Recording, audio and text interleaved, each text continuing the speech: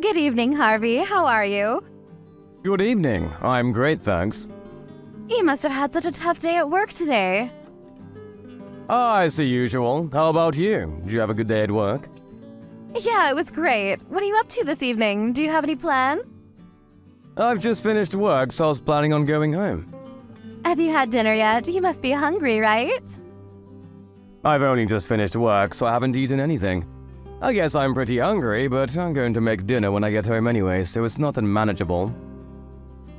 Well, I'm free tonight. If you like, we could go out and have dinner. Do you remember the place by the station I told you about when we were on our date the other day? Well, I found a new French restaurant nearby. It looks lovely, and I can't wait to try it out. It's a little expensive, but I'd love to go with you. How about we try it out tonight? Sorry, we only just ate out the other day. I don't want you to take this personally, I just don't really like spending a lot of money at restaurants on such a regular basis. I already prepared my dinner last night. I needed to leave it to soak for the night, so I was kind of looking forward to eating it for dinner today. I'm really glad you invited me, but I'll have to decline. Uh-huh. You made something last night, and you're eating it again today? Do you mean that you're going to eat leftovers? No, not leftovers. I prepared some beef last night and I wanted to let it marinate. It might sound like a long process, but the result is worth it. Oh, really? Do you always make your own dinners? Yeah, I enjoy cooking, so I'm always trying out new recipes. And I like the challenges of using up what's in my refrigerator to make dinner, rather than going out to eat or buying some stuff. Food keeping is more efficient that way too. Less waste and all. Anyway, when do you want to go eat at that new French restaurant? I hear their duck foie gras is delicious. You want to eat the duck foie gras, right? Yes, I'd love to. Let's pick a day. I've been looking forward to eating there ever since I found out. Well, I'm afraid I'm still not sure what my plans will be for work next week, and appointments come flying in at last minute, so I can't promise anything. I don't know when I'll have time to go out. Even though I'm saying I really want to go, I'd like to go sometime this week. I'm sure you can make some time for me. You don't want to disappoint me, do you? You want to go this week?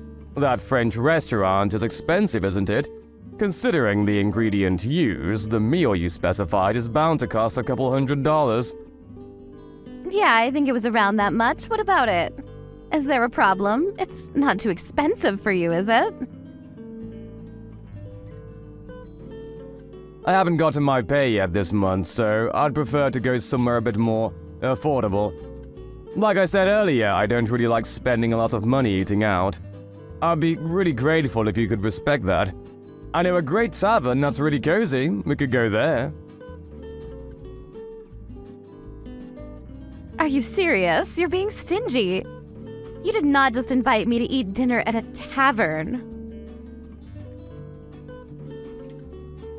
What do you mean I'm not being stingy? I just like to spend my money wisely when it comes to food. I can't believe you actually just said that. You eat at taverns? And you think that you're spending money wisely? Harvey, you said you're 35, right? You're 35, but you still don't have enough money to spare to take a girl on a date to a French restaurant before payday. Clearly, that's because you haven't been spending your money on stuff that's worth it up until now. So you want me to pay for the entire meal again, don't you? This is why I was trying to hint that I wasn't interested. What do you mean, again? You paid for dinner last time because that's what guys should do. And you'll pay next time too because you'll still be a guy. If you don't understand something as simple as that, then that's why nobody wants to marry you.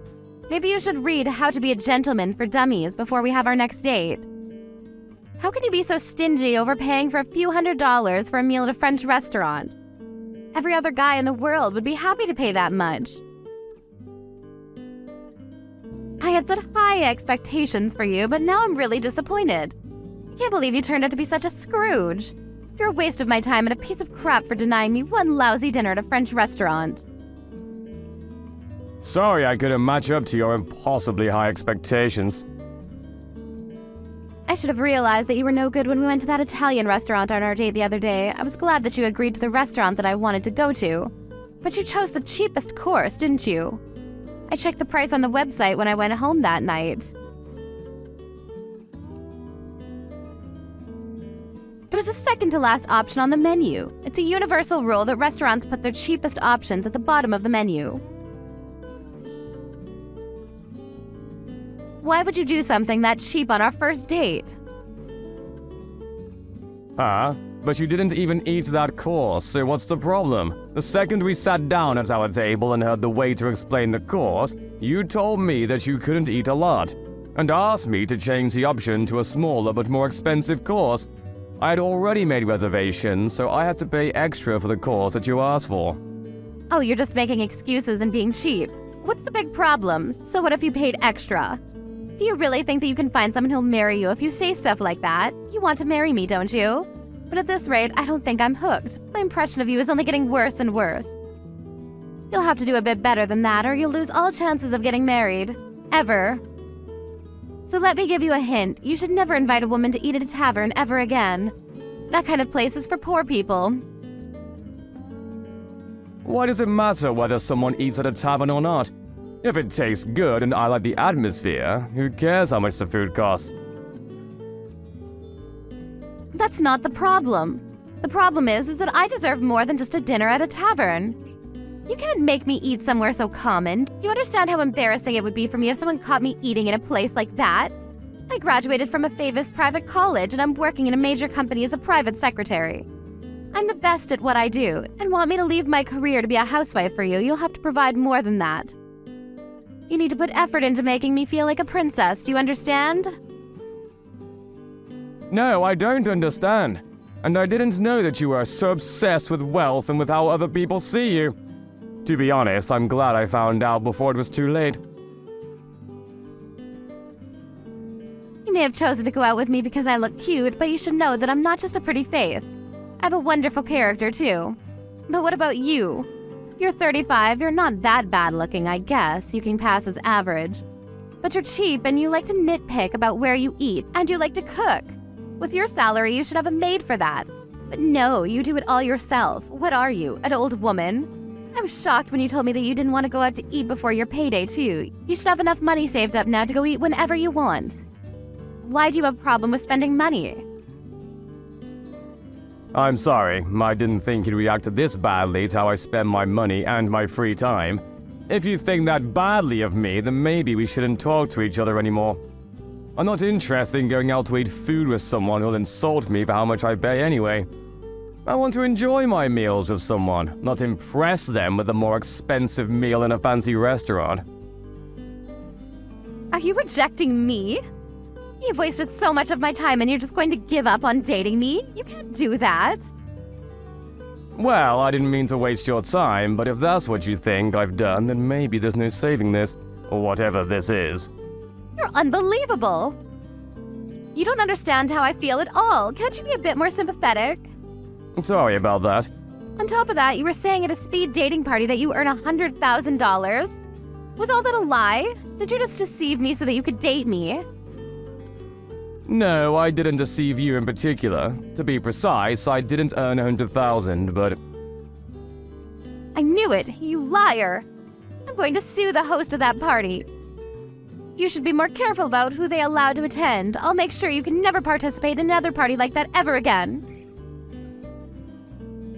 And without speed dating, you'll never find someone to marry you. A liar like you doesn't deserve a second chance. You're already 35 and haven't already got a girlfriend, then you might as well give up. There's no hope for you. Nobody will ever want to be with you anyway. That's your punishment for wasting my time. You only get what you deserve. You say that I wasted your time, but we only had one date together after the speed dating event. And it's not like we spent a lot of time together that night either. We went out to eat at that Italian place and went home afterwards. You're talking as though we've been dating for weeks. Plus, you're the one to talk when it comes to age. You're older than me, aren't you? I can't believe you'd ask a girl how old she is. You're the most horrible person ever. I get it that you're not a gentleman, but don't you have any manners? A girl? If you think that I'm old, then I think I have the right to argue that you're too old to consider yourself a girl. You said you were working at the Morris Corporation, right? I think you said that you were a private secretary. Yeah, so what? What does that have to do with anything? I happen to know the senior vice president of that company. I got the chance to meet up and talk with him the day before yesterday. I heard some really interesting stuff. What? How on earth do you know him? Where could someone like you possibly have met him? He informed me that there was no private secretary called Isabel Smith working there. What does that mean? You went on and on about me lying to you about my salary, but you lied to me about what your position is. I'm not officially called a private secretary, but I do things that a private secretary is required to do.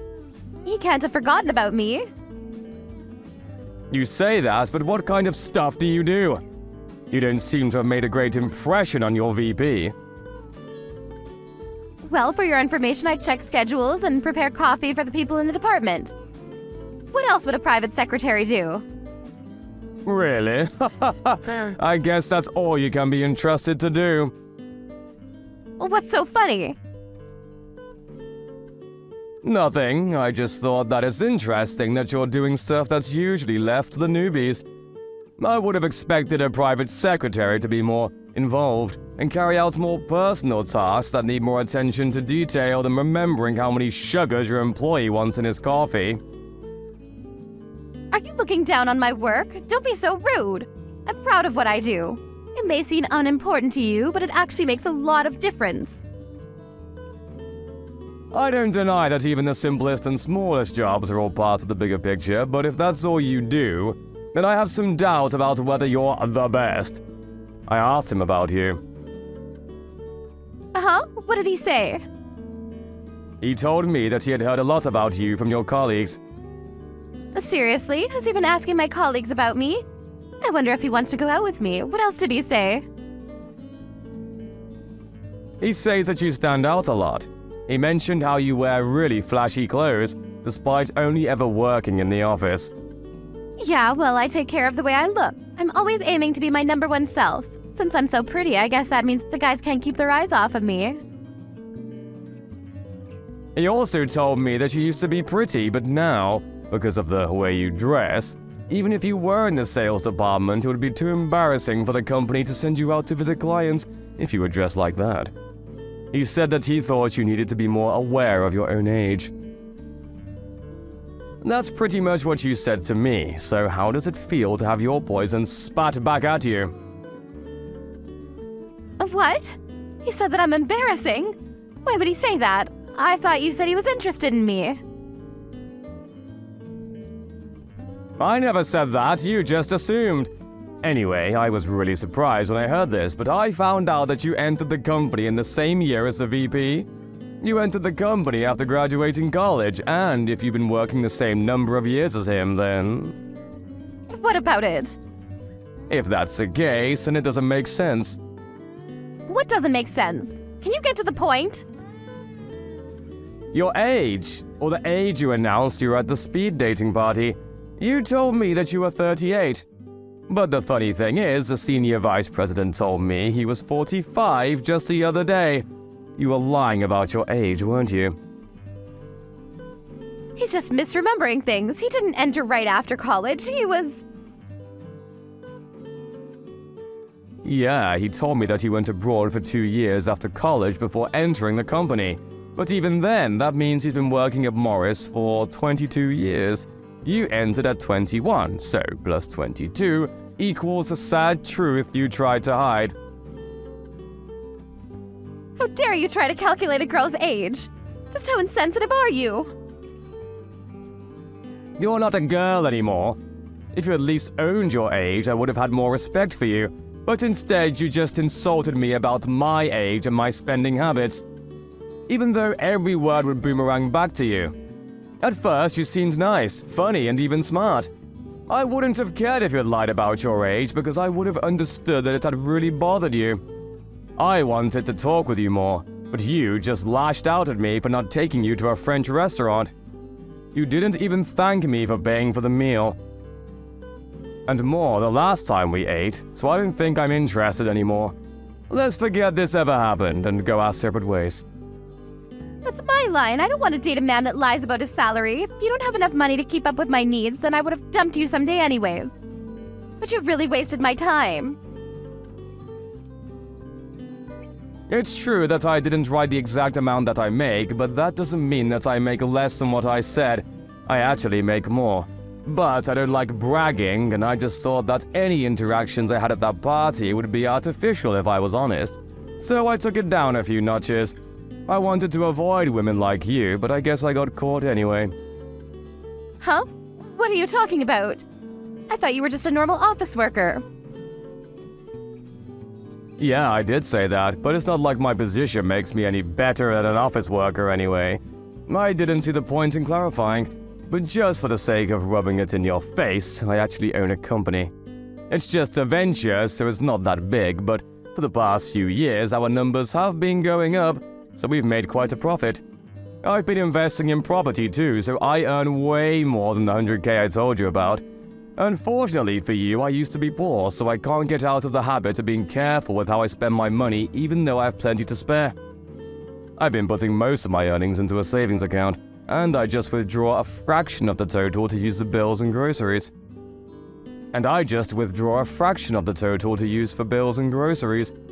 I honestly enjoy cooking, so I still prefer to make my own dinners rather than eat expensive meals at restaurants. Thought you were just being cheap. I never knew you had a reason like that.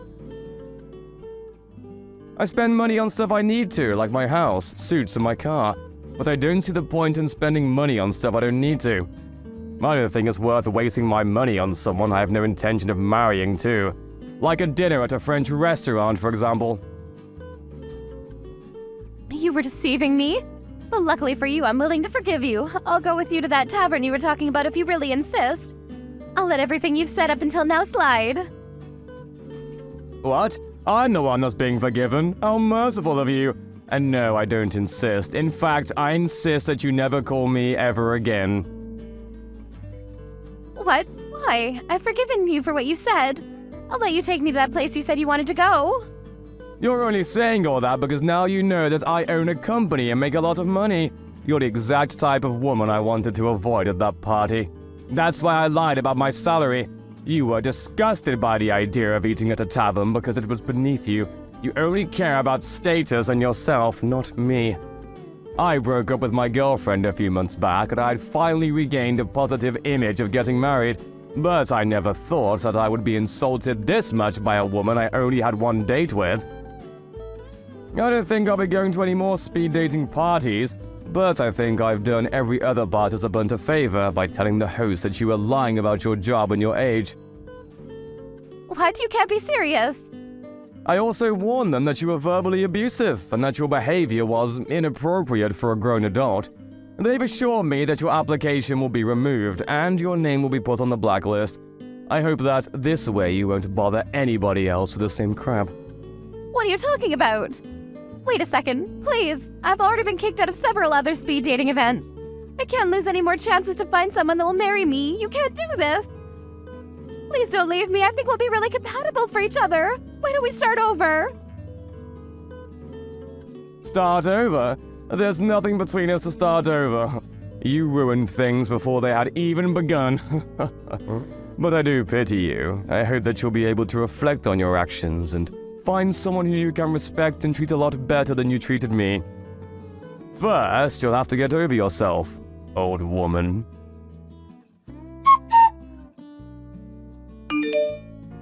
Thanks to Harvey reporting Isabel to the host of the event, she was banned from participating in any other events with the same matchmakers. The senior vice president's comments about her appearance must have bothered her a lot because she had begun to take more care with her clothes and the way she acted around her colleagues. She was wearing less vibrant and patterned clothing and had become more and more monotone.